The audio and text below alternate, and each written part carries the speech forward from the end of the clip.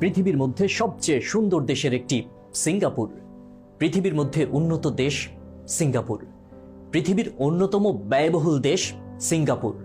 এত পরিচ্ছন্ন আর এমন শান্ত শহর কল্পনাতীত। এই দেশটি এমনিতেই এই অবস্থানে আসেনি। দরিদ্র একটা জেলে পল্লীকে দুনিয়ার সবচেয়ে উন্নত দেশগুলোর একটিতে পরিণত করেছেন সেই দেশের সাবেক প্রধানমন্ত্রী লি কুয়ান ইউ।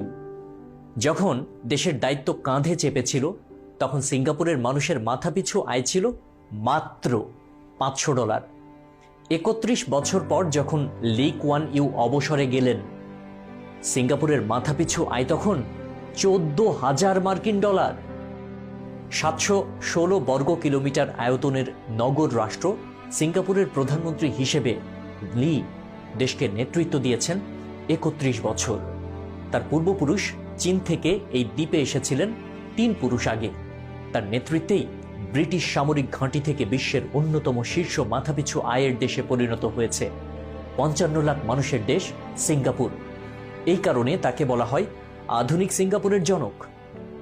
1954 সালে পিপলস অ্যাকশন পার্টির গোড়াপত্তন করে 40 বছর সাধারণ সম্পাদকের দায়িত্ব পালন করেন লি।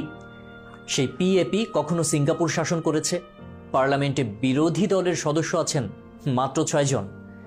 ব্রিটিশ শাসন থেকে মুক্ত হওয়ার পর 1963 সালে মালয়েশিয়ার সঙ্গে যুক্ত হয় সিঙ্গাপুর। যদিও তা বেশি দিন স্থায়ী হয়নি। দ্বন্দ্বের কারণে মালয়েশিয়ার সঙ্গ ছেড়ে অল্প দিনের মধ্যেই পূর্ণাঙ্গ স্বাধীন রাষ্ট্র হিসেবে যাত্রা শুরু করে সিঙ্গাপুর।